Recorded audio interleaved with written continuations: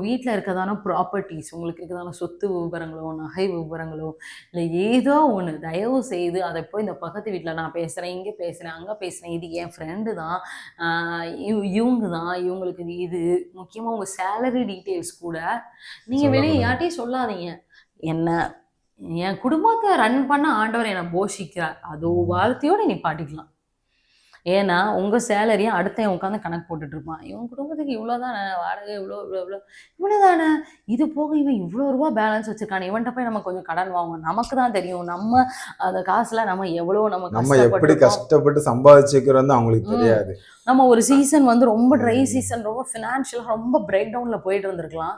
ஆண்டர் அதனுடைய பலனா யோபுக்கெலாம் ரெட்டிப்பான நன்மை தர மாதிரி ஆண்டர் இப்போ நம்மளுக்கு சேர்த்து வைக்கிற காலமாக கூட இருக்கலாம். அதை போய் அவன் பொறாமப்பட்டு அவன் காசு கேட்குறான், நம்ம இலகி உட்காந்து முக்கியமாக உங்களுக்கு இருக்கிறதான ஜுவல் டீட்டெயில்ஸ்லாம்